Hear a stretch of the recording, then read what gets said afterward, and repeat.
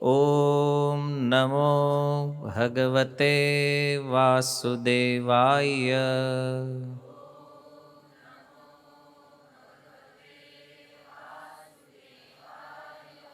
ઓમ નમો ભગવતે વાસુદેવાય.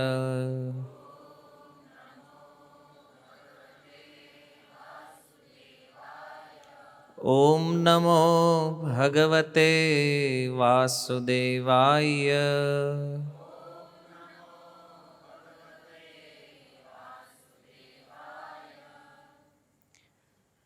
હરે કૃષ્ણ. શ્રીમદ ભગવદ્ ગીતા અધ્યાય 1 શ્લોક ક્રમાંક 10. અપર્યાપ્તમ તદસ્માકમ બલમ ભીષ્માભિરક્ષિતમ પર્યાપ્તમ ત્વિદમેતેષાં બલમ ભીમાભિરક્ષિતમ અપર્યાપ્તમ તદસ્માકમ બલમ ભીષ્માભિરક્ષિતમ પર્યાપ્તમ ત્વિદમેતેષાં બલમ ભીમાભિરક્ષિતમ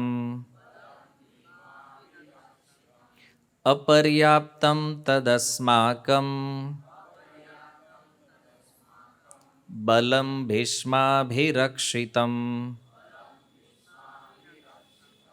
પર્યાપ્તમ ત્વિદમેતેષાં બલમ ભીમાભિરક્ષિતમ અપર્યાપ્તમ અમાપ તત તે અસ્માકમ આપણો બલમ બળ શક્તિ ભીષ્મ પિતામહ ભીષ્મ દ્વારા અભિરક્ષિતમ પૂર્ણપણે રક્ષાયેલું પર્યાપ્તમ સીમિત તો પરંતુ ઇદમ આ બધું એતેષામ પાંડવોનું બલમ બળ ભીમ દ્વારા અભિરક્ષિતમ સારી રીતે રક્ષાયેલું. અનુવાદ: આપણું સૈન્ય બળ અમાપ છે અને આપણે સૌ પિતામહ ભીષ્મ દ્વારા પૂર્ણપણે રક્ષાયેલા છીએ, જ્યારે પાંડવોનું સૈન્ય બળ ભીમ દ્વારા સારી રીતે રક્ષાયેલું હોવા છતાં તે સીમિત છે. ભાવાર્થ: અહીં દુર્યોધને તુલનાત્મક સૈન્ય બળનો અંદાજ રજૂ કર્યો છે. તેમ વિચારે છે કે અત્યંત અનુભવી સેનાનાયક પિતામહ ભીષ્મ દ્વારા પોતાની સેના વિશેષ સુરક્ષિત હોવાને કારણે તેની સશસ્ત્ર સેનાની શક્તિ અમાપ છે. બીજા પક્ષે પાંડવોની સેના સીમિત છે, કારણ કે તેનું રક્ષણ એક અલ્પ અનુભવી નાયક ભીમ કરે છે, કે જે ભીષ્મની સરખામણીમાં નગણ્ય છે. દુર્યોધન સદા ભીમનો દ્વેષ કરતો હતો, કારણ કે તે જાણતો હતો કે જો પોતાનું મરણ નીપજશે તો તે એકમાત્ર ભીમ દ્વારા જ થશે. પરંતુ તે સાથે જ તેને ભીષ્મની ઉપસ્થિતિને લીધે પોતાના વિજય માટે દ્રઢ વિશ્વાસ હતો, કારણ કે પિતામહ ભીષ્મ અત્યંત ઉત્કૃષ્ટ સેનાપતિ હતા અને પોતે યુદ્ધમાં વિજયી થશે એવા પોતાના નિર્ણય વિશે તેને ખાતરી હતી. શીલ પ્રભુપાદ કી જય. સ્વાગતમ ઉપસ્થિત સર્વ વૈષ્ણવજન શ્રોતાગણ એવં મહાનુભાવો. આજે તમે કુરુક્ષેત્રમાંથી નૈમિષારણ્યમાં આવ્યા છો, કારણ કે આના પૂર્વ જ્યાં તમે કથા સાંભળતા હતા એ વાસ્તવમાં કુરુક્ષેત્ર હતું, અને હવે તમે જે સ્થાનમાં બેઠા છો એ શું છે? નૈમિષારણ્ય છે. એવી અનુભૂતિ થશે, અને આનાથી વિશેષ રૂપમાં તમારો ફોકસ જે છે એ કથાઓમાં આવશે. ઘણા ભક્તોના મનમાં એવો પણ વિચાર છે કે શ્લોક આટલા બધા લોકો બોલે છે તો પછી કેમ વારંવાર રિપીટેશન કરીએ છીએ આપણે. આને સંસ્કૃતમાં કહેવામાં આવે છે આવૃત્તિ. અને સંસ્કૃત ભાષા જે છે ને દૈવી ભાષા છે. જ્યારે તમે એનો કોઈ શ્લોક ઉચ્ચારણ કરો છો ને તો એનાથી મન બુદ્ધિ ચિત્ત શાંત થાય છે. બીજું કે ભગવદ્ ગીતાના શ્લોકો ભગવાનની વાણી છે. આ શ્લોકનો કોઈ એક શબ્દ પણ ઉચ્ચારણ કરે છે તો એના માટે પરમ પવિત્ર કરવા વાળો છે. અને ત્રીજું કે જ્યારે તમે શ્લોક બોલો છો તો આમાંથી ઘણાને યાદ રહી જતું છે 4-5 વાર બોલે તો. એને અને ચોથું કારણ એ છે કે આવા પવિત્ર દિવ્ય શબ્દને બોલવાથી, સાંભળવાથી, વાણી બોલવાથી જીહવા અને સાંભળવાથી કાન, આ જે ઇન્દ્રિયો છે ને આને પવિત્રતા મળે છે. તો આ દિવ્ય છે ભગવદ્ ગીતા. એટલા માટે આપણે એની આવૃત્તિ કરીએ છીએ અને આવૃત્તિ બહુ જરૂરી છે. એટલે તમારે એવું નહીં વિચારવાનું કે મોડું થાય છે તો પછી 2 જણા બોલ્યા તો હવે આપણે નથી બોલવું. જેટલી વધારે સંખ્યામાં શ્લોક બોલવાની ઈચ્છા હોય તમે બોલી શકો છો, કારણ કે આવૃત્તિ સારી છે. કદાચ એવું બને કે આ રીતે આવૃત્તિ કરતાં કરતાં આખી ગીતા યાદ થઈ જાય તમને, એને. અને આ કથાની થિયરી છે. જેમ હોય છે ને હરેક સિસ્ટમ હોય છે, તો રિયલ પ્રવચનોની આ સિસ્ટમ છે કે મૂળ શ્લોક જ્યારે માઇન્ડમાં બેઠો હોય ને તો એના શબ્દોની જ્યારે વ્યાખ્યા થશે ને તો એ આપણને જલ્દી સમજમાં આવશે. અને યા તો તમે એવી રીતે સાંભળો છો કે જ્યાં તમને શ્લોક જ ખબર નથી અને ડાયરેક્ટ સાંભળો છો તો એ સમજવું થોડું અઘરું બને છે. તો આ આવૃત્તિ આપણે પ્રતિ શ્લોકોની કરવાની હોય છે અને આમાં બધાને આનંદ આવશે. તો 9 નંબર શ્લોક જે ગયા વખતે આપણે ચર્ચા કરી, જેમાં દુર્યોધન પોતાની સેનાના યોદ્ધાઓને લઈ અને એટલો ઉત્સાહી હતો કે એણે કીધું કે આ ઉભેલા જે યોદ્ધાઓ છે મદર્થે ત્યક્ત જીવિતા, મારા માટે પોતાના પ્રાણ આપવા માટે પણ તૈયાર છે. તો આપણે એ સમજ્યા કે મદર્થેનો અર્થ છે ઇન્દ્રિય ભોગ, જે કેવલ પોતાના માટે વિચાર કરે છે, પોતાના શરીર માટે વિચાર કરે છે.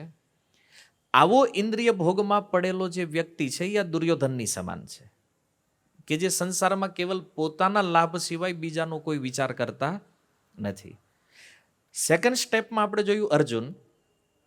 તો અર્જુન કે છે યેશામર્થે, અર્થાત અર્જુનનો વિસ્તારિત ઇન્દ્રિય ભોગ છે કે જ્યાં એણે એવું વિચાર કર્યો કે મારા પરિવાર માટે યદિ આ રાજ્યનો ત્યાગ કરવો પડે તો હું એના માટે પણ તૈયાર છું.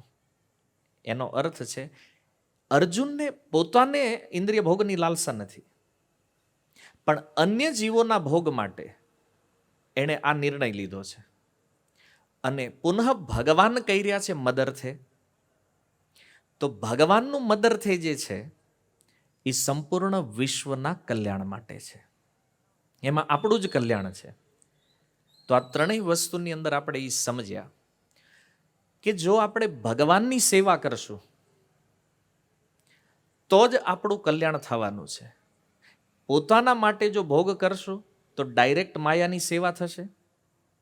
અને જો આપણે થોડા બુદ્ધિમાન બનવાનો પ્રયાસ કરશું, પંડિત દેખાવાની ટ્રાય કરશું કે મને વધારે ખબર પડે છે તો હું મારો સ્વાર્થ છોડી અને આ સંસારના જીવની સેવા કરું, જે જીવ ઓલરેડી માયાનો દાસ છે.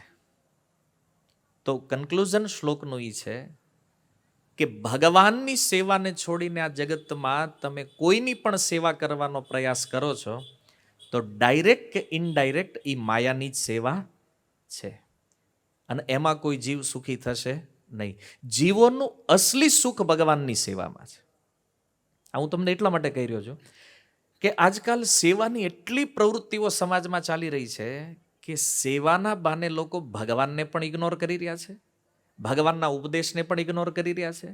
અને એ લોકોને એવું લાગે છે કે તમારા ભક્તિયોગ કરતાં અમે જે સેવા કરીએ છીએ એ વધારે ઇમ્પોર્ટન્ટ છે. પણ એક ઉદાહરણથી આપણે સમજ્યા કે વૃક્ષનું મૂળ કદાચ એમ કે મારે પાણી નથી જોતું, અને એ પોતાનો ઉદાર સ્વભાવ પ્રગટ કરે તો આખું ઝાડ હુકાઈ જાય. હે ને? એમ કોઈ ભગવાનને ઇગ્નોર કરીને આ જગતમાં કોઈ પણ જીવની સેવા કરે, કદાચ તમારા મનમાં એવું થાય કે તો બીજાની સેવા ન કરવી જોઈએ. નહીં, સેવા કરો અન્ય જીવની, પણ ભગવાનને કેન્દ્રમાં રાખીને. કારણ કે જો ભગવાન કેન્દ્રમાં નથી અને ગમે એટલી સેવા કરશો, આ સેવા એક પ્રકારનો ભોગ છે, ઇન્દ્રિય તૃપ્તિ છે, જેના વિસ્તારિત સિદ્ધાંતોની આપણે ગયા પ્રવચનમાં ચર્ચા કરી. અને આપણને સમજમાં આવ્યું, દુર્યોધનની આજે ચર્ચા દ્રોણાચાર્ય સાથે ચાલી રહી છે, તો એનાથી એક વાત ખબર પડી કે દુર્યોધન રાજનીતિમાં એક્સપર્ટ છે. પોલિટિક્સમાં એકદમ પરફેક્ટ છે દુર્યોધન. એટલા માટે તો એના પક્ષમાં 11 અક્ષોહિણી સેના છે અને પાંડવો ધર્મને માને છે, ભગવાન એની સાથે છે, તો એની પાસે 7 અક્ષોહિણી સેના. તો અહીંથી એક વાત નક્કી થઈ કે ઘણીવાર લોકો એમ માનતા હોય કે અમારી ઈચ્છા પ્રમાણે અમને ભોગ મળ્યો છે, એનો અર્થ એ નથી કે ભગવાનની તમારી ઉપર કૃપા છે. અહીંયા જોઈ લો, 11 અક્ષોહિણી કોની સેના છે? દુર્યોધનની. અધર્મી વ્યક્તિ છે ને, અસુર છે, અને પાંડવો ધર્માત્મા છે, તેની હાથ જ છે. તો ભગવદ્ ગીતા એ સિદ્ધ કરે છે કે ભૌતિક બળ તમારું કેટલું છે એ મહત્વપૂર્ણ નથી. કૃપા ભગવાનની જેના પક્ષમાં છે ને, યત્ર યોગેશ્વર કૃષ્ણ યત્ર પાર્થ ધનુર્ધર તત્ર શ્રી વિજય ભૂતિ, આ બધી વસ્તુઓ એના પક્ષમાં રહેવાની છે. તો આ પ્રારંભથી જ આ સિદ્ધાંત ગીતા સમજાવે છે. અને આપણે અહીં વિચાર કરીએ કે જેની પાસે વધારે ભૌતિક સંસાધનો છે ને, એ વધારે શક્તિશાળી છે, તો આનાથી નહીં મપાય. તો રાજનીતિજ્ઞ બહુ મોટો છે, આ એક્સપર્ટ છે, એનો મતલબ કપટી મોટો છે. હે ને? માની લો તમે કોઈને કહો કે આ નિપુણ ચોર છે, હે ને? એનો મતલબ શું છે? ચોરીમાં એક્સપર્ટ છે. એમાં દુર્યોધનના વિષયમાં પ્રભુપાદે લખ્યું કે આ કમ્પ્લીટ રાજનીતિજ્ઞ છે, પૂર્ણ રાજનીતિજ્ઞ. મતલબ એટલો મોટો કપટી છે, રાજનીતિ એટલી ફાવે છે એને. અને એના શબ્દોથી આપણે સમજીએ છીએ કે કેટલું વિચાર કરી કરીને દુર્યોધન બોલે છે દ્રોણાચાર્યની સામે. તો આ શ્લોકની અંદર પણ પોતાની રાજનીતિનો ઉપયોગ કરી અને દુર્યોધન દ્રોણાચાર્યને કહે છે કે અપર્યાપ્તમ તદ અસ્માકમ બલમ ભીષ્માભિરક્ષિતમ. અને સામે દ્વિતીય ચરણમાં પર્યાપ્તમ ત્વિદમ એતેષામ બલમ ભીમાભિરક્ષિતમ. તો ભીષ્મ અને ભીમ આમ નામ બે સિમિલર છે, એક જ રાશિમાંથી આવ્યા છે. ભીષ્મનો અર્થ પણ થાય ભયાનક, ભયંકર, અને ભીમનો અર્થ પણ થાય છે ભયાનક, ભયંકર. તો આમ તો બેય ભયાનક છે, બેય ભયંકર છે. અને એ બેયના નામ દુર્યોધને આ શ્લોકમાં લીધા છે. એક બાજુ ભીષ્મનું નામ લીધું છે, એક બાજુ ભીમનું નામ લીધું છે.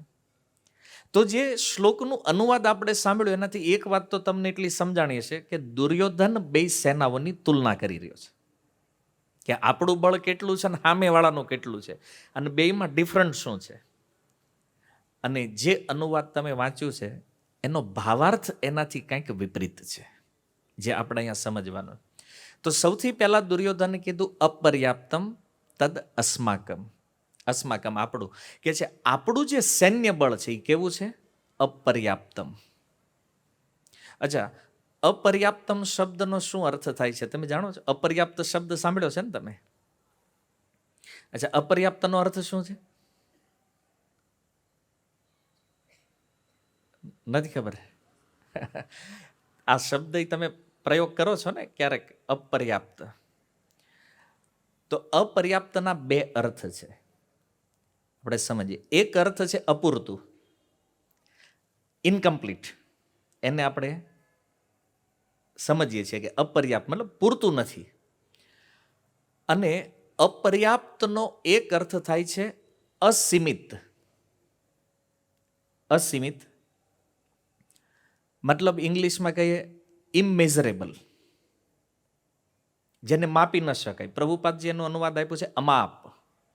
અપર્યાપ્તમનો અનુવાદ અમાપ કર્યું છે, જે તમે સારી રીતે સમજી શકો. તો બે શબ્દ છે, અપર્યાપ્તમને અપૂરતા માટે પણ આપણે પ્રયોગ કરીએ છીએ, અને અપર્યાપ્તનો અનલિમિટેડ માટે પણ પ્રયોગ થાય છે. તો દુર્યોધન અહીંયા જે અપર્યાપ્તમ બોલ્યો છે, કોને સંભળાવી રહ્યો છે? દ્રોણાચાર્ય. અચ્છા, દ્રોણાચાર્યની બાજુમાં કોણ ઊભું છે? ભીષ્મ. આ શ્લોક ભલી કહે છે દ્રોણાચાર્યને, પણ હારે હારે ભીષ્મને પણ સંભળાવે છે બાજુમાં, કારણ કે બે પાસે પાસે ઊભા છે એટલે કે એ સાંભળી લે હારે. તો દ્રોણાચાર્યને કહે છે કે તમારે શું સમજવાનું છે અપર્યાપ્તથી? અચ્છા, દ્રોણાચાર્ય કયો અર્થ ગ્રહણ કરશે આ બેમાંથી અપર્યાપ્તનો?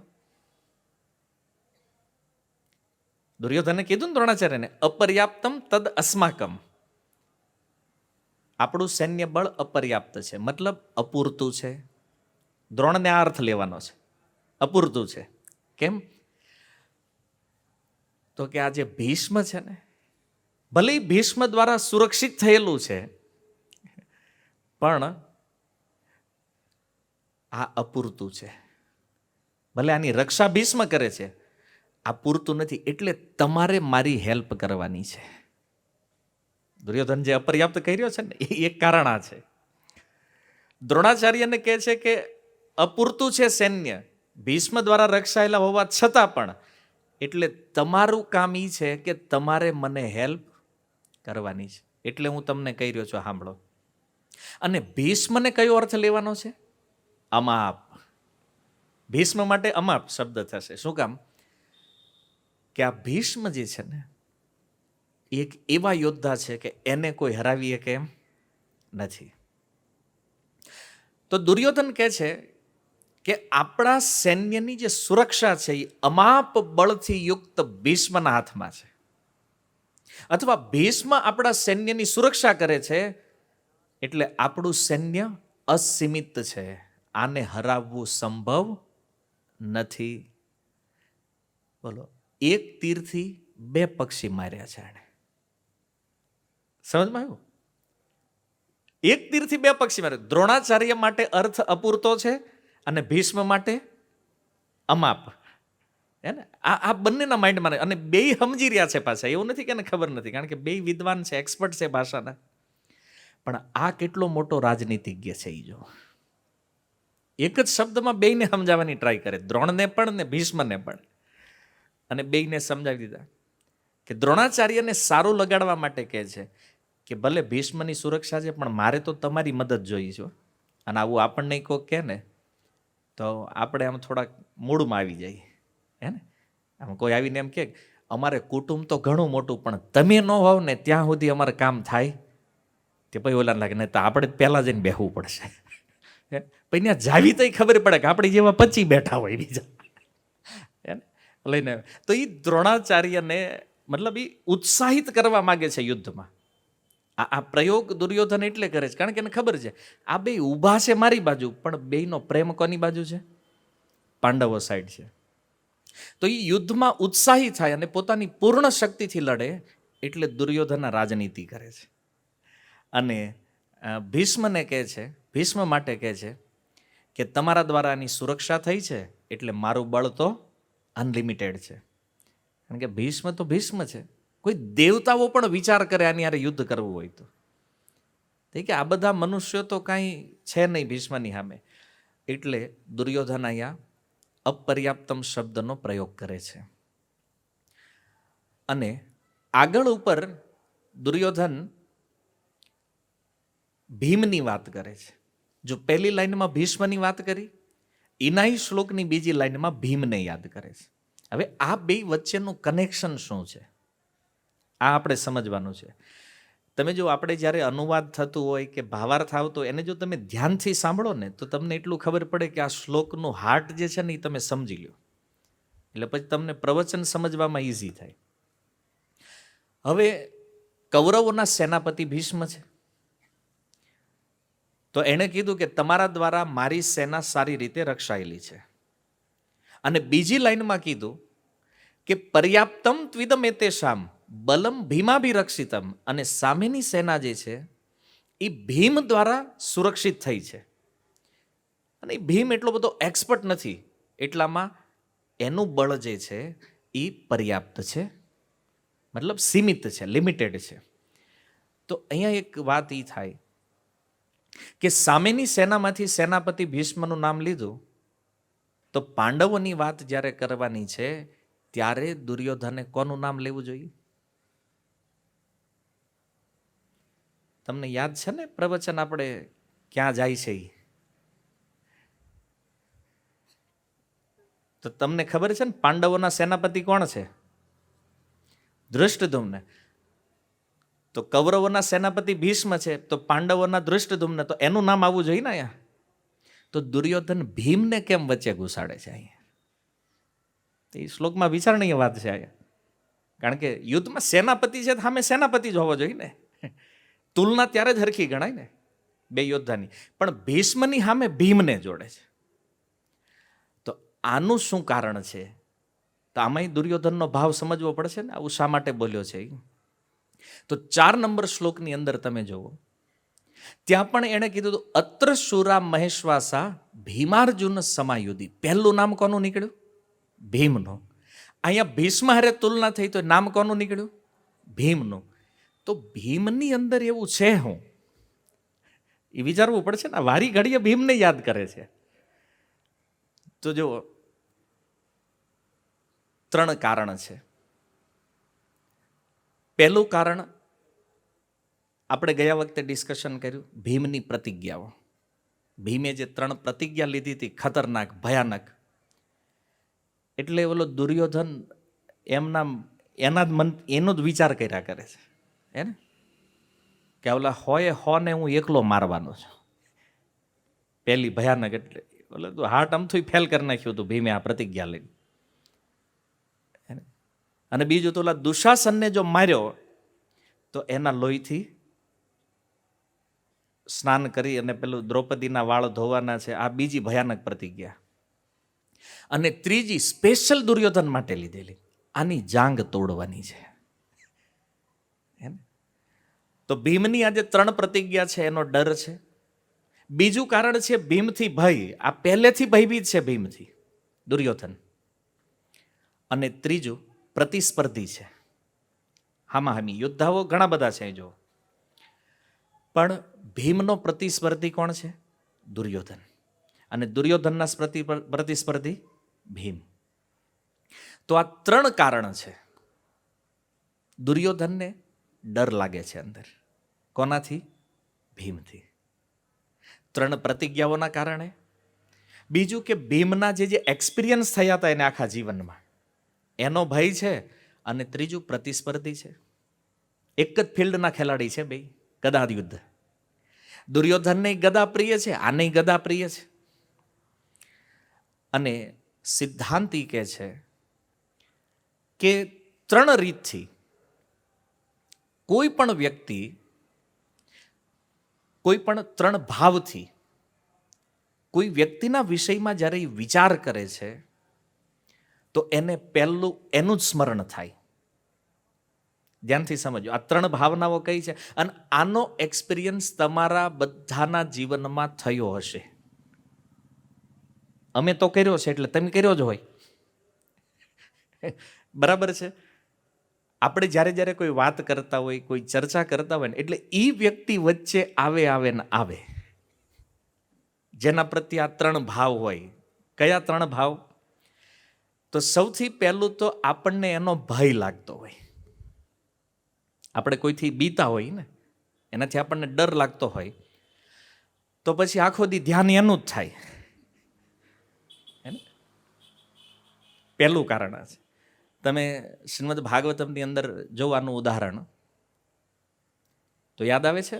આના માટે કોઈ એક્ઝામ્પલ? ભયના કારણે સ્મરણ થાય. કંસને જ્યારથી ખબર પડી કે કૃષ્ણ બલરામ બ્રજમાં પ્રગટ થઈ ગયા છે, પછી રાત દિવસ ચિંતન એનું જ કરે. કંસની બહુ સરાહના થઈ છે ભાગવતમાં. નારદ મુનિ ત્યાં સુધી કહે છે કે આ કૃષ્ણનો એવો ભય હતો કંસને કે એના કારણે એવું કૃષ્ણનું સ્મરણ કરતો, એક ક્ષણ માટે કૃષ્ણને ભૂલતો. ભગત ક્યારેક ક્યારેક ભૂલી જાય, આનો જ ભૂલતો, ભલે અસુર હતો તો. હે ને, ભક્તોને ભૂલાઈ જાય, આને નહોતું ભૂલાતું ક્યારેય. કંસ ખાવા બે તો થાળીમાં કૃષ્ણ દેખાય, હે ને? રોટલી જોવે તો એમાં કૃષ્ણ દેખાય, હુવા જાય તો ઉપર સીલિંગમાં કૃષ્ણ દેખાય, હે ને? આમ ઓઢવા માટે કંઈક વસ્ત્ર લે છે એમાં કૃષ્ણ દેખાય, આભૂષણ પહેરે તો એમાં કૃષ્ણ દેખાય. એવું ચિંતન કૃષ્ણનું થઈ ગયું આ કંસને. નારદજીને થઈ ગયું, વાહ, આ તો ભગત આવું ન કરીએ કે, હે? ભલે વેર ભાવમાં છે, વિપરીત ભાવમાં, પણ ચિંતન શું કામ થયું? ભય, ડરના કારણે, હે ને? તો જો આવો ભય સંસારમાં પણ છે. સંસારનો ભય શું છે? મૃત્યુ. હરેક વ્યક્તિ આ જગતમાં કહ્યું ને, હું કોઈથી નથી બીતો. ગમે એવો મોટો ડોન હોય, દાદો હોય ને, મરવાથી બીવે. આનો ભય લાગે છે કે નહીં બધાને? હે ને? તો સંસારનો ભય છે મૃત્યુ. અને એટલે જ આપણે બધી બાજુ સુરક્ષાઓ વધારી રહ્યા છીએ. શું કામ? આ મૃત્યુથી બચવા માટે. હોસ્પિટલો વધારીએ છીએ. શું કામ વધારીએ છીએ? મરી ન જઈએ હાટું. આ ઇન્સ્યોરન્સ બહુ નીકળ્યા. શું કામ? અચ્છા, તમે ક્યારે વિચાર કર્યો કે આ વીમા આટલા બધા હતા નહીં પહેલા? હવે આ જે ઇન્સ્યોરન્સ આવ્યા છે, હરેક વસ્તુમાં ઇન્સ્યોરન્સ. આ ડરનું સૌથી મોટામાં મોટું પ્રમાણ છે ઇન્સ્યોરન્સ. જીવન વીમો કરાવો ભાઈ, આમ ભાઈ નક્કી ન રહી તો કરે છે ને, એક સુરક્ષા.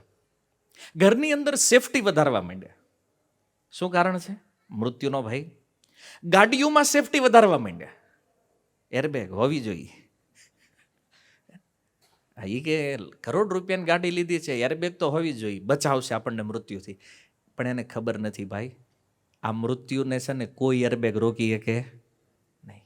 તમે ભટકાવાના હોવ ને, ખુલવાની ન હોય ને તેથી જ આપણે સીટ બેલ્ટ ન બાંધ્યો હોય, બાકી રોજ બાંધતા હોય. હે, પણ આપણે ટ્રાય કરીએ છીએ બધી સુરક્ષા. જેટલી ટેકનોલોજી આપણે વધારી રહ્યા છીએ, શેના માટે છે? આપણી સુરક્ષા માટે. શેનાથી સુરક્ષા જોઈએ છે? મૃત્યુથી. તો આ મૃત્યુનો ભય છે. દવાઓ નવી નવી સંશોધન કરીએ છીએ. શું કામ? મરવાથી. પણ મૃત્યુ સનાતન સત્ય છે જગતમાં. તો આ ભયના કારણે આપણને સંસારનું ચિંતન એટલું થાય શું કામ? ભયના કારણે. બીજું છે ઈર્ષા. આપણને કોઈ વ્યક્તિથી ઈર્ષા હોય ને, તો એના જ વિચાર આવે. આમાં તમારો પાકો અનુભવ હશે.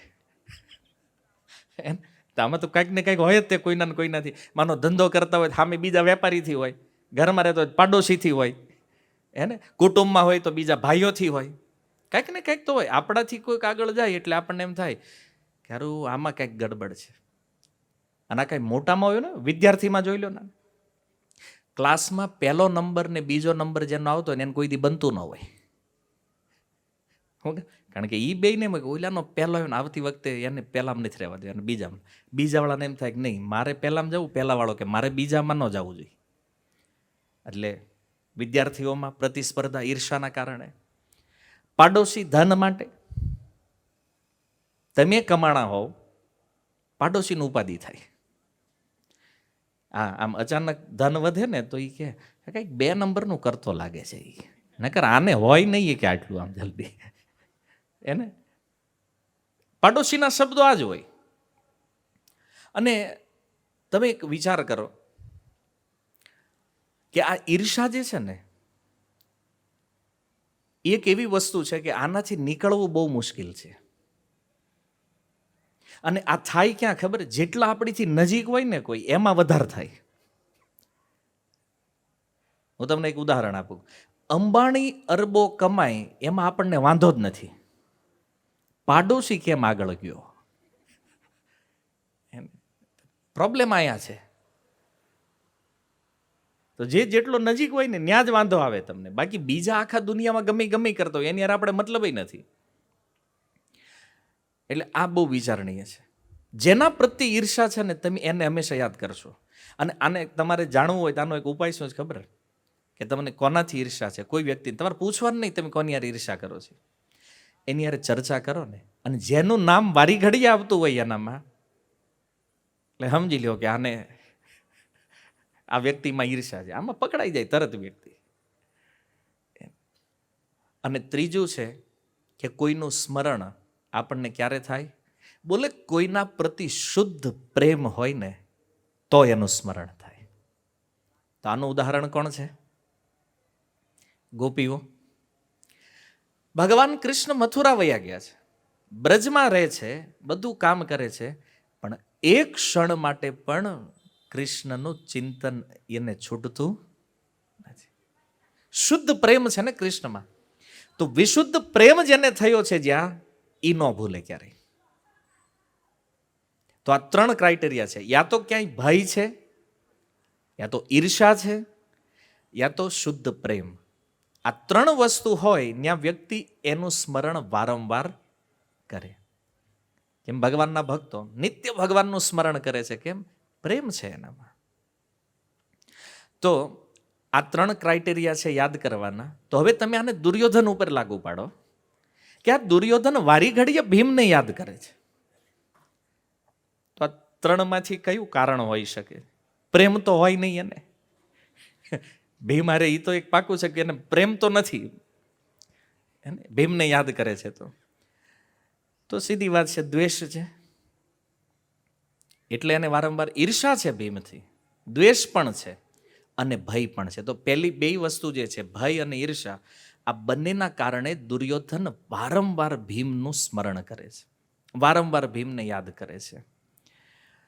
તો દ્વેષ જે છે ને, કોઈ વ્યક્તિ પ્રત્યે આપણને હોય તો આ દ્વેષ એક એવો વિષય છે કે એ ભાષામાં ગડબડ કરે. તમારે બોલવું હોય કંઈક બીજું, પણ કોકના પ્રત્યે દ્વેષ હોય ને એટલે નીકળી જાય કંઈક બીજું. અને આ નહીં થયું હોય. આગળ ભીષ્મનું નામ લીધું તો જો એ બુદ્ધિમાન તો છે જ, ભાષાનો પણ જાણકાર છે, સંસ્કૃતનો એક્સપર્ટ છે દુર્યોધન.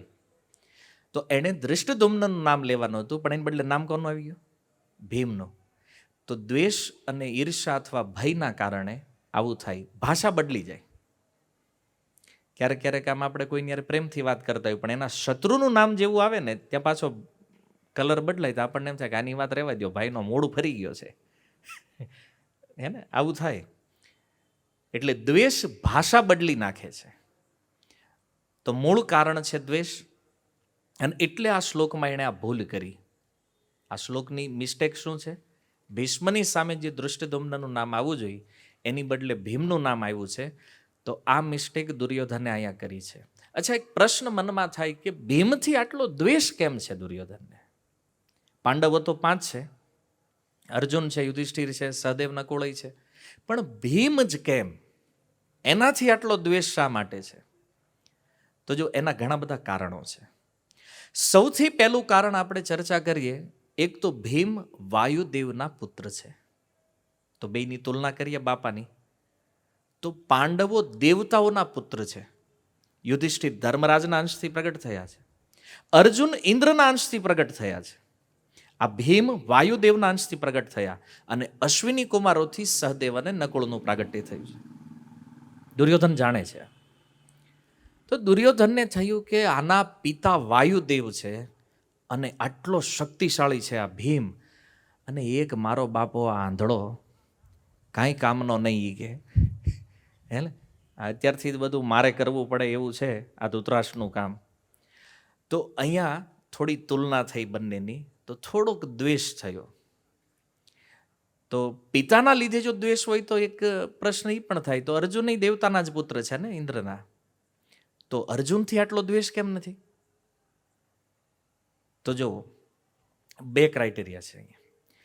એક તો આયુ બેયની સમાન છે, એક સમાન એજના છે, ભીમ અને દુર્યોધન.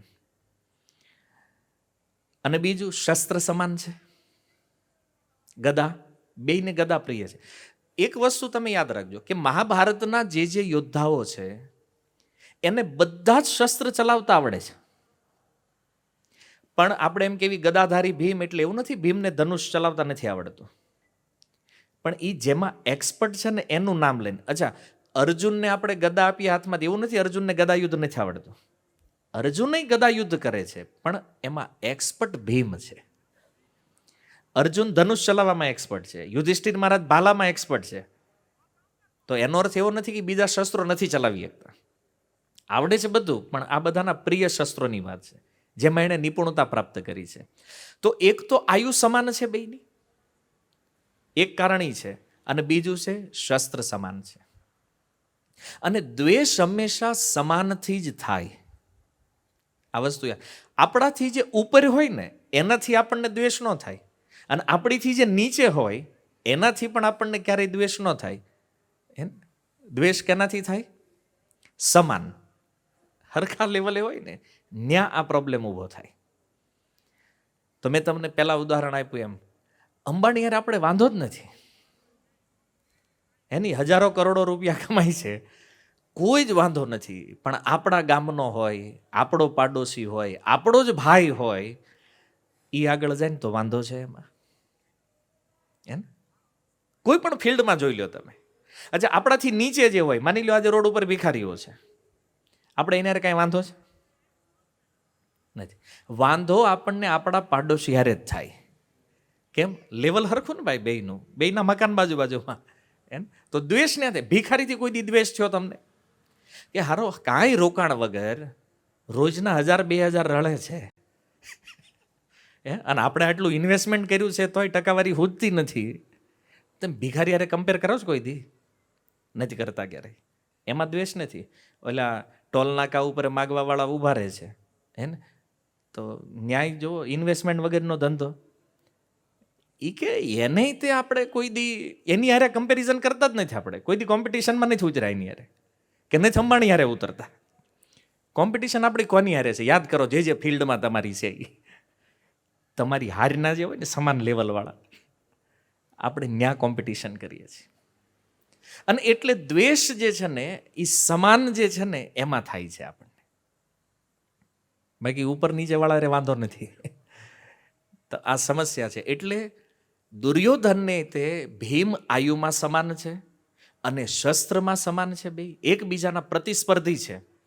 એટલા માટે આને દ્વેષ ધીરે ધીરે વધતો ગયો. જેમ જેમ દુર્યોધનનો એક્સપિરિયન્સ વધતો ગયો ને એમ એનો દ્વેષ એક અલગ લેવલ ઉપર જતો ગયો છે.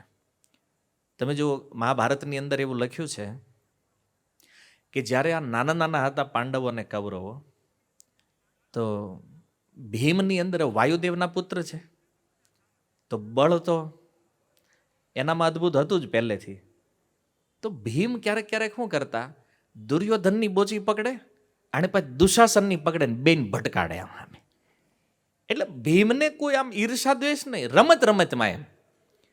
પણ આ તો ઓલા જેવું છે, હવે કાગડાની રમત થાય તો દેડકાનો જીવ જાય.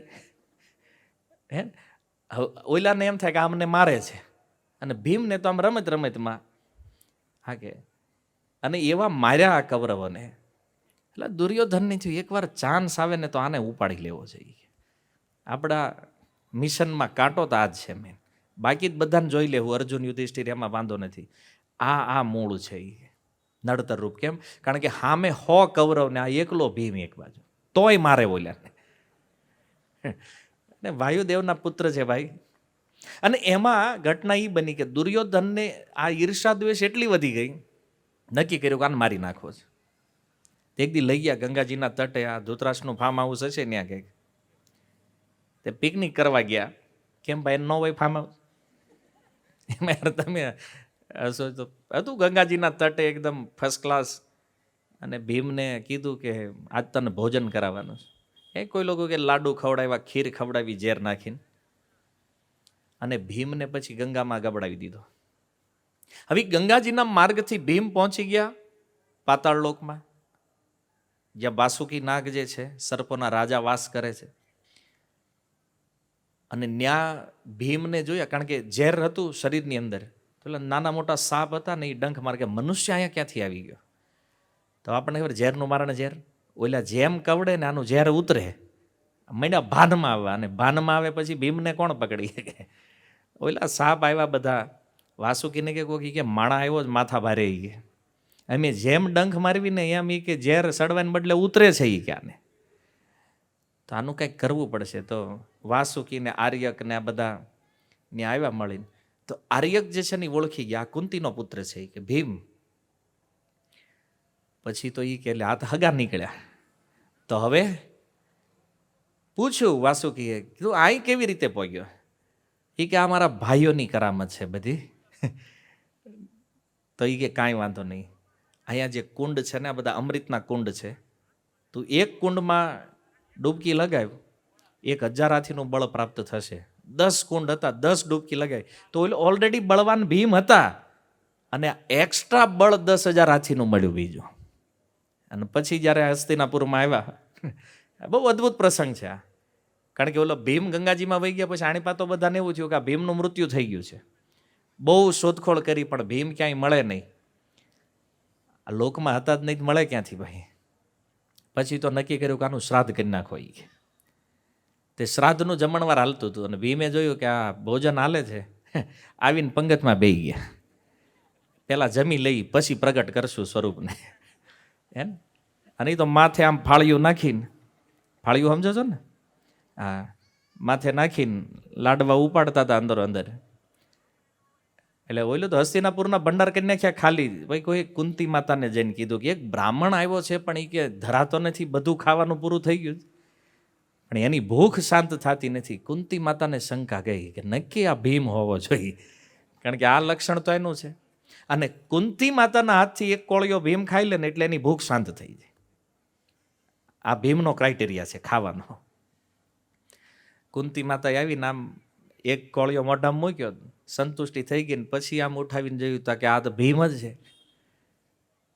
ભાઈ ચર્ચા થઈ કે ભાઈ ક્યાં હતો, ક્યાં એટલા દિવસ? તો ચારેય પાંડવ અને કુંતી માતાએ પૂછ્યું, આખી ઘટના ભીમે કીધી. અને ભીમ કે હવે એને મૂકવાનો નથી. ભાઈ યુધિષ્ઠિર મહારાજે શાંત પડે કે હમણાં તું કાંઈ કરતો નહીં, મારી આજ્ઞા વગર કાંઈ કરવાનું નથી તારે. તો દુર્યોધનને જ્યારે આ સમાચાર મળ્યા કે ભીમ રિટર્ન થઈ ગયા છે, દુર્યોધનને થયું ભારે કરી. અને સૌથી મોટી શું કરી? કારણ કે ઓલો ગયો તો એની કરતા 10,000 હાથીનું બળ એક્સ્ટ્રા લઈને આવ્યો છે, હવે તો આ પાકું મારવાનો. તો ત્યારથી એને ભય થયો અને ભયની સાથે સાથે ઓર દ્વેષ વધતો ગયો, ઈર્ષા વધતી ગઈ. અને બહુ કારણો છે મહાભારતની અંદર ભીમ હારે દ્વેષ થવાના. અને યુદ્ધના અંતમાં બનેલી ઘટના જે દુર્યોધનના દ્વેષની પરાકાષ્ઠા છે એકદમ. આપણે ગુજરાતીમાં કહેવત છે ને, છિંદરી બળે પણ વળ ન જાય. યા એન્ડિંગ મહાભારતનો યુધિષ્ઠિર મહારાજ, ભગવાન કૃષ્ણ અને આ ચારેય ભાઈઓ એ સૂર્યકુંડ છે કુરુક્ષેત્રમાં, જેમાં દુર્યોધન છુપાણો હતો.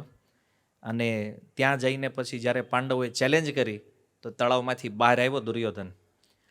અને યુધિષ્ઠિર મહારાજે એને એક ઓફર આપી. યુધિષ્ઠિર મહારાજ કહે છે, તું એકલો છો, અમે 5 છીએ, તું ચોઈસ કરી લે, 5માંથી કોની હારે યુદ્ધ કરીશ? તું જેની હારે યુદ્ધ કરવા માંગ ને એની હારે યુદ્ધ થાય એક એક વ્યક્તિનું.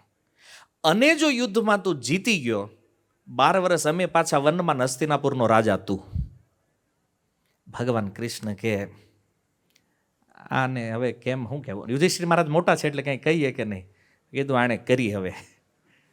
ભગવાન ટેન્શનમાં આવી ગયા. માંડ માંડ યુધિષ્ઠિર મહારાજને પકડીને આ 18 દી માંડ પૂરું કર્યું છે. આ કાંઠે લાવ્યા ને તમે આ પાછું આને આપી દો. યુધિષ્ઠિર મહારાજ કે આમાં કાંઈ ન થાય, આપણે બોલી ગયા એટલે વાર્તા પૂરી ગઈ. ભગવાન કે કંઈક વિચારીને તો બોલવું જોઈએ તમારે. અને દુર્યોધનનું સામર્થ્ય તમને કહી દઉં કે દુર્યોધન એમ કે હું ગદા યુદ્ધ કરીશ, ભીમને છોડીને 4માંથી કોઈ પણ પાંડવારે કરે ને તો દુર્યોધન જ જીતે. તો એને રાજ્ય પણ મળે અને આવડા 12 વર્ષ પાછા વનમાં પણ વયા જાય. આ કન્ડિશન એકદમ ચાન્સ છે દુર્યોધનના હાથમાં, વહી ગયેલું બધું પાછું લેવાનો. પણ જુઓ, દ્વેષ માણસ પાસે હું ન કરાવે. એણે કીધું લડવું છે, આ ભીમ હારે લડવું છે. આ મરવાનો થયો હાથે કરી, આ બેલ મુજે માર, આની હારે બાતું, ભીમ હારે ગદા યુદ્ધ કરી શકે. પછી ભીમ મૂકે અને એ ગદા યુદ્ધ જે જામ્યું પછી પ્રસંગ તમે જાણો છો કે ભીમે દુર્યોધનની જાંગ તોડી અને દુર્યોધનનું મૃત્યુ થયું. આગળ ઉપર મહાભારતમાં જે પ્રસંગ વર્ણિત છે. પણ વિચારવાનું એ છે કે આવો ચાન્સ હોવા છતાં પોતાના દ્વેષના કારણે દુર્યોધને ન્યા પણ ચોઈસ કોની કરી? ભીમની. કેટલી ઈર્ષા છે વિચાર કરો તમે. સમજ્યા? આ સ્થિતિ છે. એટલા માટે દ્વેષ જે છે ને, ઈર્ષા, પ્રભુપાદ કહે છે, બાકી તમારામાં કંઈક અવગુણ હોય ને એને તમે ભગવાનની સેવામાં લગાડીએ. માની લો તમારી અંદર ક્રોધ છે તો ભગવાન કે ભક્તોની રક્ષા માટે તમે ક્રોધ કરી શકો, જેમ હનુમાનજી મહારાજે કર્યો, અર્જુને કર્યો. લોભ છે તો લોભને ભગવાનની કથા સાંભળવામાં લગાડીએ. ધનનો, સંસારનો લોભ છે ને એને કથામાં કન્વર્ટ કરી નાખો. ભગવાનના દર્શનનો લોભ, ભગવાનની સેવાનો લોભ, ભક્તોની સેવાનો લોભ. તો આ બધું વળે. ઈર્ષા ક્યાંય કામે લાગતી. આમાં તમે ઈર્ષા ન કરો કે ઓલો હોળમાળા કરે છે તો આપણે નથી કરવી કે, તો આમાં તમે ઉકલી જાઓ. હે ને? ઈર્ષા એક એવો વિષય છે, આ દ્વેષ, કે આ ક્યાંય સેવામાં લાગતો નથી. આનો કમ્પ્લીટ ત્યાગ જ કરવો પડે. અને આજે લોકો એકબીજાના શત્રુ બની રહ્યા છે ને, પરિવારની અંદર પણ ભાઈ ભાઈનો શત્રુ છે, બાપ દીકરાના શત્રુ છે, માતા પિતાને બનતું નથી, પતિ પત્નીને બનતું નથી. આનું મૂળ કારણ છે દ્વેષ, ઈર્ષ્યા. લડાઈઓના મૂળમાં આ છે. તમે જો એક નાની એવી વાત બાળપણથી ઉઠેલી અને મૃત્યુ સુધી દુર્યોધન આને છોડી શક્યો નહીં. અનંતે ભીમ હારે યુદ્ધ કરીને મૃત્યુ પામવું પડ્યું. તો વિચાર એ છે કે વિકલ્પ હોવા છતાં એણે ભીમની ચોઈસ કરી છે. આ દ્વેષની પરાકાષ્ઠા છે. અને મહાભારતમાં એક વાત એ પણ વર્ણિત છે કે આ દ્વેષ ક્યાં સુધી હતો આનો? જ્યારે આ પાંડવો વનમાં વયા ગયા ને, તો દુર્યોધને એક પૂતળું બનાવ્યું ભીમના આકારનું, ભીમની સાઈઝનું, અને રોજ એ પૂતળા હારે ગદા યુદ્ધ કરતો. ભીમ સમજીને એની હારે બોલો પૂતળાને ગદા મારતો. તો આ બધા પ્રસંગો જે મહાભારતમાં વર્ણિત છે ને, આનાથી તમે સમજી શકો કે આને ભીમ પ્રત્યે કેટલો દ્વેષ છે. અને એટલે જ એણે જીવનના અંતે આ ભૂલ કરી દુર્યોધને. એના હાથમાં ચાન્સ હતો હસ્તિનાપુર પાછું લેવાનો, પણ દ્વેષના કારણે આ ભૂલ થઈ ગઈ ને એણે ભીમની ચોઈસ કરી. અને આજે એ જ દુર્યોધન અહીંયા ભીષ્મ અને ભીમની તુલના કરી રહ્યો છે. અને ભીષ્મની તુલનામાં ભીમને નગણ્ય બતાવે છે. અને જો જ્યારે દ્વેષ હોય ને ત્યારે કોઈ માણસમાં સારો ગુણ પણ હોય ને, ભીમ ગદા યુદ્ધમાં એક્સપર્ટ છે પણ દુર્યોધનની દેખાણું નહીં, એ હંમેશા એને નીચો પાડવાની ટ્રાય કરે. અરે ભીષ્મની સામે ભીમ શું છે એ મચ્છર છે, હકીકતમાં છે. પણ દુર્યોધન જે બોલી રહ્યો છે ને એ દ્વેષના કારણે બોલે છે. એવું નથી કે ભીમ એટલો તે વીક યોદ્ધા છે. ભીમ શ્રેષ્ઠ યોદ્ધા છે, ભીષ્મની તુલનામાં વીક છે. એ વાત દુર્યોધનની સત્ય છે. પણ એ ભીમને જે પ્રમાણે નીચે બતાવવાની ટ્રાય કરે છે, તો અહીંયા એનો દ્વેષ પ્રગટ થઈ રહ્યો છે. કારણ કે ભીષ્મ સેના સહિતના યુદ્ધમાં એક્સપર્ટ છે. એકલા હોય તોય ભીષ્મને કાંઈ વાંધો નથી. અને ભીમને આટલો અનુભવ નથી યુદ્ધનો જેટલો ભીષ્મને છે. આ વાત દુર્યોધન જાણે છે. કારણ કે ભીમ એકલા ગમે ને ગમે એને પાડી દે. સામે 1000 માણા હોય તો એને કાંઈ ટેન્શન નથી. પણ સેનાને સાથે લઈ વ્યૂહ બનાવીને રચના કરવી અને યુદ્ધ જીતવાનું જે કૌશલ છે, તો એવું નથી ભીમમાં હાવ નથી. ભીમય ભણ્યા છે ગુરુકુળમાં, પણ જે એક્સપર્ટી ભીષ્મમાં છે ને, આવી ભીમમાં નથી. અને ભીષ્મના વિષયમાં દુર્યોધનનો જે વિચાર છે એ ઠીક છે કે ભીષ્મ મહાન યોદ્ધા છે અને એને કોઈ હરાવી શકે એમ નથી. કદાચ સ્વર્ગના દેવતાઓ બધા આવીને એક બાજુ ઊભા રહી જાય ને એક બાજુ ભીષ્મ એકલા હોય, તો એ દેવતાઓમાં પણ સામર્થ્ય નથી ભીષ્મને હરાવવાનું. આવા મહાન યોદ્ધા છે.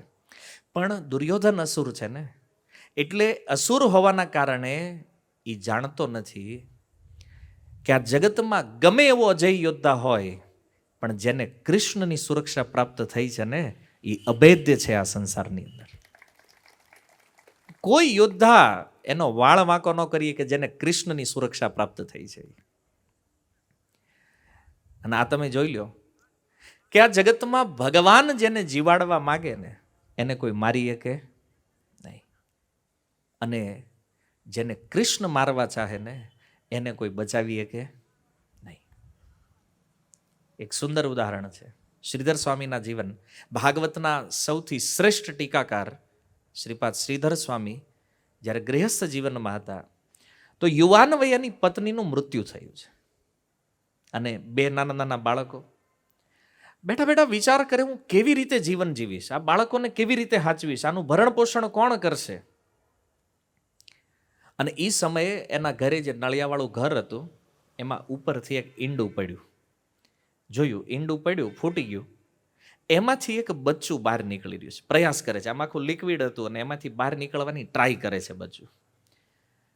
તો શ્રીધર સ્વામી જોઈ રહ્યા છે કે આ હમણાં મરી જાય, આનું મૃત્યુ નિશ્ચિત થવાનું છે. પણ એ સમયે ઘટના એવી બની કે એક નાનું એવું જીવડું ઉડતા ઉડતા આવ્યું અને એ જે ઈંડાનું લિક્વિડ છે ને એમાં ચોંટી ગયું. ચોંટી ગયું એટલે આ બચ્ચું જે હતું એણે એ જીવડાને ખાઈ લીધું. ખાધું એટલે એનામાં શક્તિ આવીને ધીમે ધીમે લિક્વિડમાંથી બહાર નીકળી અને પછી એની પ્રોગ્રેસ થવા માંડી. આ ઘટના શ્રીધર સ્વામીએ જોઈ અને નિર્ણય લીધો કે હવે અહીંયા રહેવાનું થતું નથી. તત્કાલ ઘર છોડી નીકળી ગયા. 2 કન્યાઓનું શું થશે કે પાછળ કોઈ ચિંતા વગર એને એટલું સમજાઈ ગયું કે આ જગતમાં જન્મ ભગવાન આપે અને જો એ ચાહે છે કે આ જીવે તો એની વ્યવસ્થા પણ એ જ ભગવાન કરે.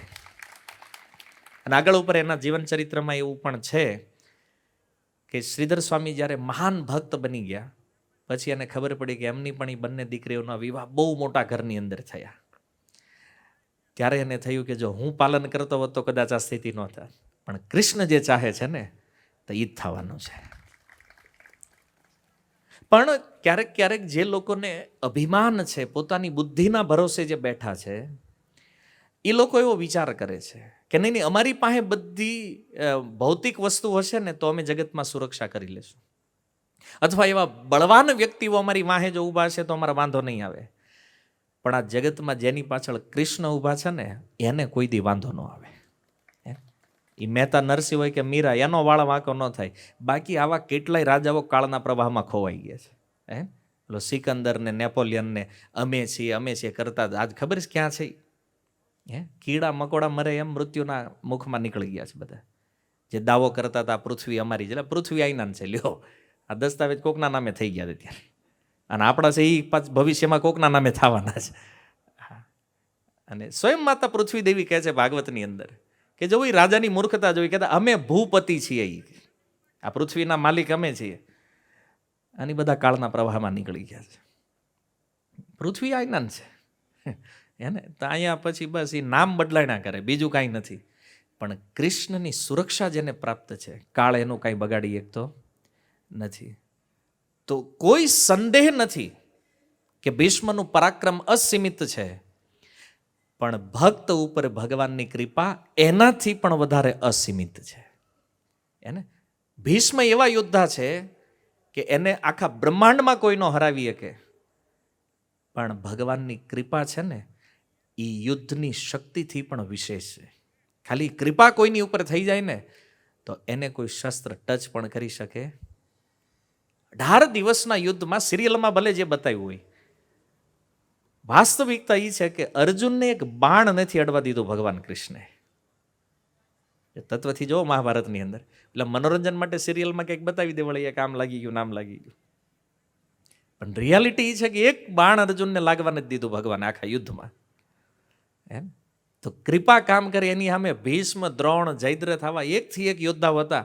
બધા જેના મૃત્યુ અસંભવ લાગતા હતા એ અસંભવ મૃત્યુને પણ ભગવાને સંભવ કરી નાખ્યા અર્જુન માટે. ઓલો દુર્યોધન તો કેટલા પ્લાનમાં હતો, બિચારો છેલ્લે પડ્યો વિચાર કરતો છે કે આ કરી બાકી દ્વારકાધીશ લ્યો.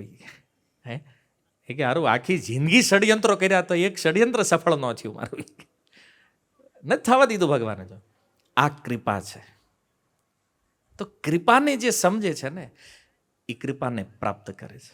અને એટલે અર્જુને ચોઈસ કરી છે કૃષ્ણની. એક બાજુ નારાયણી સેના, એક અક્ષોહિણી સેના હતી દ્વારકાની, અને એક બાજુ કૃષ્ણ છે. ચોઈસ પહેલી ભગવાને અર્જુનને આપી હતી. તો દુર્યોધન ટેન્શનમાં ગયો, હારું પહેલું આને આ સેના માગી લે લોચો થાય.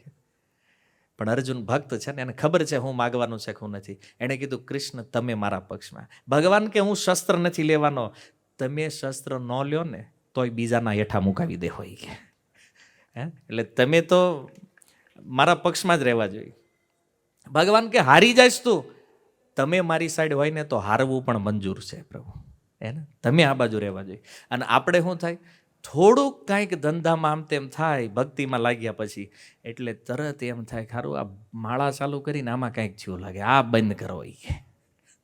હે, કૃષ્ણને આપણે સાથે તો જ રાખવા છે જો સંસારમાં આપણે જીત આપે તો. જ્યારે અર્જુનનો મૂડ અલગ છે, અમે ભલે હારી જાવી યુદ્ધ પણ તોય કૃષ્ણ તમે તો અમારા પક્ષમાં રહેવા છે. પછી ભગવાને કીધું કે તો હવે તું જોઈ લે, હે ને, ભલે શસ્ત્ર ન ઉઠાવું.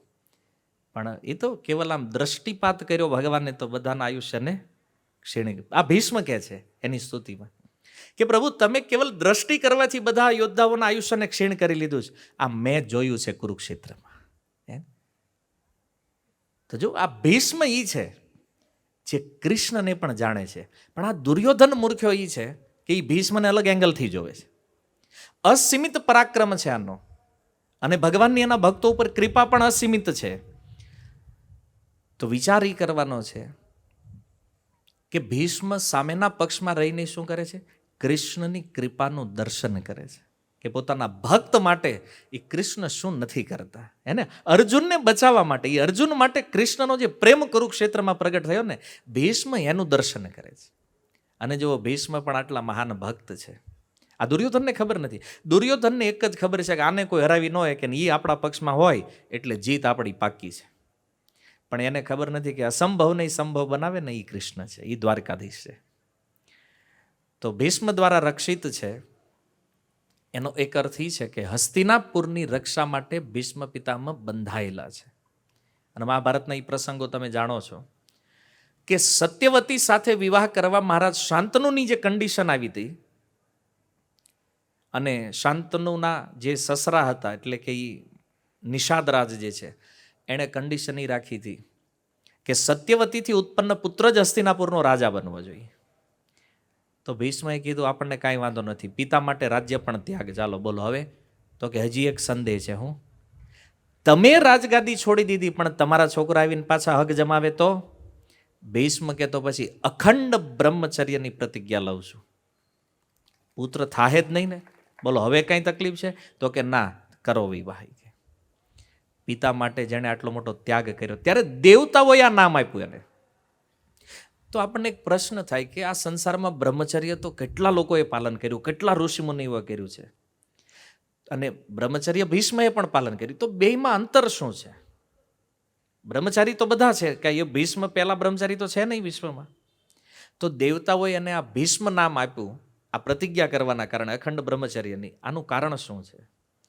એનું કારણ એ છે કે આ સંસારમાં જેણે જેણે બ્રહ્મચર્યનું પાલન કર્યું છે એણે ભોગોનો ત્યાગ કરી ભોગોથી દૂર જઈને કર્યું છે. કોઈ જંગલમાં વયા ગયા, કોઈ ધામમાં વયા ગયા, કોઈ તીર્થોમાં વયા ગયા, જ્યાં વિષયો ન દેખાય ત્યાં. આ ભીષ્મ એકમાત્ર એવું વ્યક્તિત્વ છે જેણે ભોગોની વચ્ચે રહીને બ્રહ્મચર્ય પાલન કર્યું છે. કોઈ ભોગમાં રહે ને એ બ્રહ્મચર્ય પાલન કોઈ દી ન કરી શકે.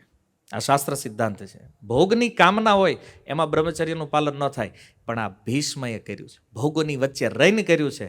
અને એટલે દેવતાઓએ પુષ્પવૃષ્ટિ કરી. હા, તમારી પ્રતિજ્ઞા જે છે ને એ સૌથી ભયાનક છે, આ કોઈ કરી ન હોય કે વિશ્વમાં. એટલે આપણે આજે કોઈ પ્રતિજ્ઞાનું નામ થાય કે આ ભીષ્મ પ્રતિજ્ઞા આજે પણ યાદ કરીએ છીએ. કેમ? કારણ કે આપણે યાદ તો કરીએ પણ ખબર નથી એણે પ્રતિજ્ઞા હું લીધી હતી. એને ભોગોની વચ્ચે રહી, હસ્તિનાપુરમાં રહીને એણે આ બ્રહ્મચર્યનું પાલન કર્યું છે.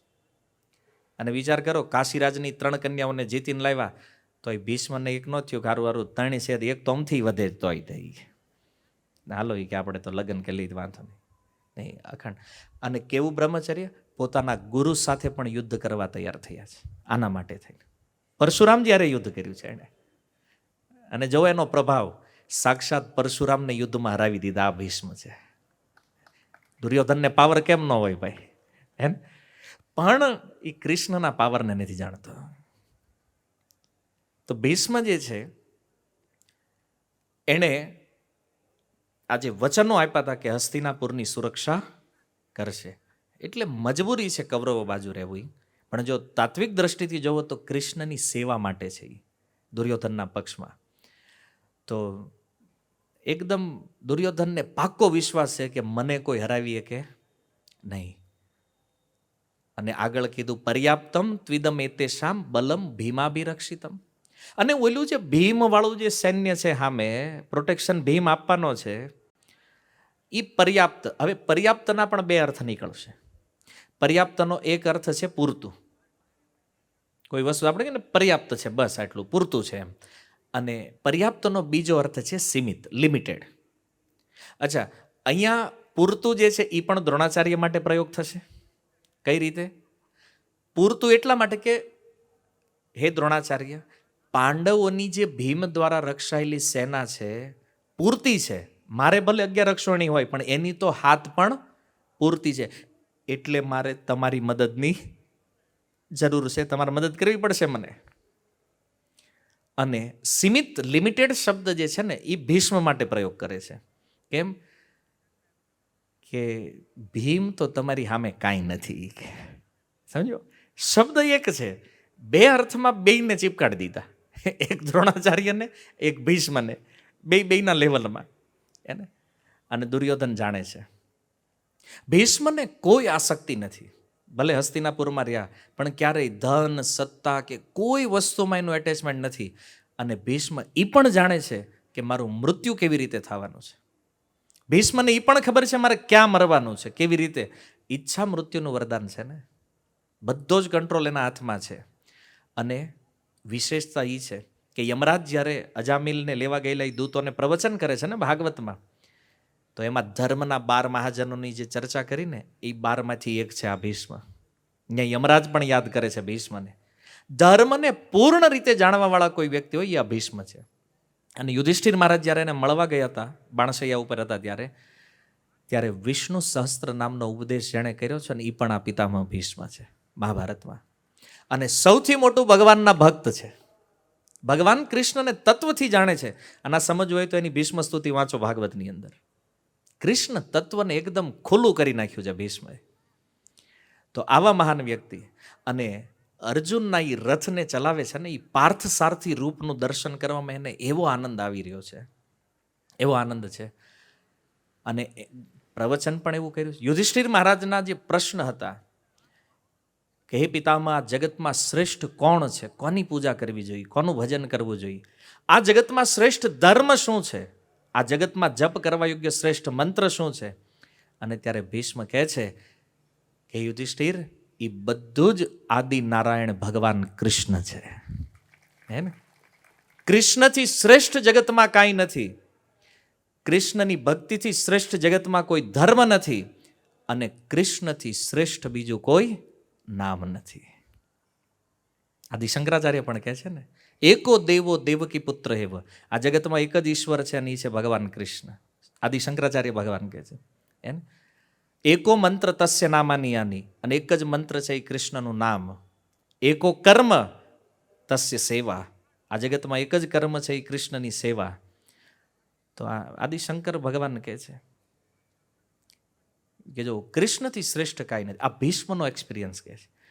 તો ભીષ્મથી વધારે બુદ્ધિમાન કોઈ હોય તો એ કાંઈક બીજું ગોતે, વાંધો નથી આપણને. એમાં એને લાગતું કે આપણે એનાથી વધારે ખબર પડે છે તો ગોતે એને.